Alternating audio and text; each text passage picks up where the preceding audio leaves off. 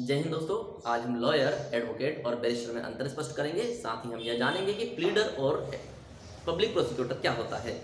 मैं आपको ये भी बताऊंगा कि एडवोकेट जनरल और अटॉर्नी जनरल में क्या अंतर होते हैं। तो चलिए क्लास की शुरुआत करते हैं। वे सभी स्टूडेंट्स जिनने एलएलबी की डिग्री ली हुई होती है वे सभी लॉयर कहलाते हैं। लेकिन एक लॉयर किसी भी कोर्ट में केस नहीं लड़ सकता है जब तक कि वह एडवोकेट नहीं बन जाता। अब ध्यान रखें दोस्तों, यदि किसी को एडवोकेट बनना है तो उसे बार काउंसिल ऑफ इंडिया का एग्जाम पास करना पड़ेगा। बार काउंसिल ऑफ इंडिया का पास करने के बाद बार काउंसिल ऑफ इंडिया उन्हें एक सर्टिफिकेट प्राप्त देती है जिससे कि वे कोर्ट में केस लड़ सकते हैं। अब हम जान लेते हैं कि बैरिस्टर क्या होता है। वे सभी लॉयर जिनने लॉ की डिग्री, अर्थात यदि कोई भी स्टूडेंट लॉ की डिग्री इंग्लैंड से प्राप्त करता है तो वे बैरिस्टर कहलाते हैं।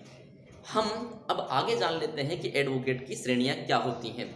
एडवोकेट की श्रेणियों में हमने दो श्रेणियों में बांट दिया है। एडवोकेट को हम प्लीडर और पब्लिक प्रोसिक्यूटर की श्रेणी में बांटते हैं। प्लीडर वह व्यक्ति होता है या वह एडवोकेट होता है जो कि किसी निजी व्यक्ति की तरफ से कोर्ट में केस लड़ता है, वह प्लीडर कहलाता है। यदि यही एडवोकेट किसी पीड़ित का राज्य सरकार की तरफ से केस लड़ता है, समझिएगा जरा कि कोई पीड़ित है जिसे राज्य सरकार द्वारा कोई एडवोकेट मुहैया कराया गया है तो ऐसे एडवोकेट को पब्लिक प्रोसिक्यूटर कहा जाएगा। ध्यान रखें कि पब्लिक प्रोसिक्यूटर को हिंदी में लोक अभियोजक कहा जाता है और प्लीडर को अभिवचनकर्ता कहा जाता है। यदि यही एडवोकेट जो कि राज्य सरकार की तरफ से कोर्ट में अपना पक्ष रखता है वे एडवोकेट जनरल कहलाते हैं। एडवोकेट जनरल का अनुच्छेद 165 में वर्णन किया गया है और राज्य में यह सर्वोच्च कानूनी अधिकारी होता है। इसे हिंदी में महाअधिवक्ता के नाम से जाना जाता है। यदि हम केंद्र की तरफ से बात करें, यदि केंद्र में हम बात करें तो अटॉर्नी जनरल का नाम आपने सुना है।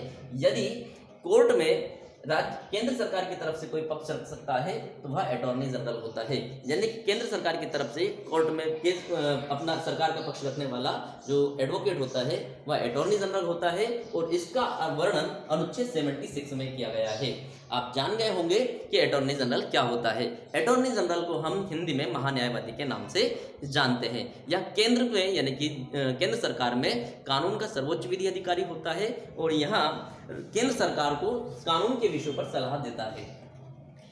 अटॉर्नी जनरल की हेल्प करने के लिए सॉलिसिटर जनरल की नियुक्ति की जाती है। अतिरिक्त इसको सॉलिसिटर जनरल कहा जाता है जो कि अटॉर्नी जनरल का सहायक होता है। और अटॉर्नी जनरल की भी हेल्प करने के लिए अतिरिक्त सॉलिसिटर जनरल की नियुक्ति की जाती है। तो मुझे आशा है कि आपको ये सारे अंतर समझ में आ गए होंगे। इसके अलावा यदि कोई दिक्कत रहे तो आप मुझसे संपर्क कर सकते हैं। नमस्कार, धन्यवाद।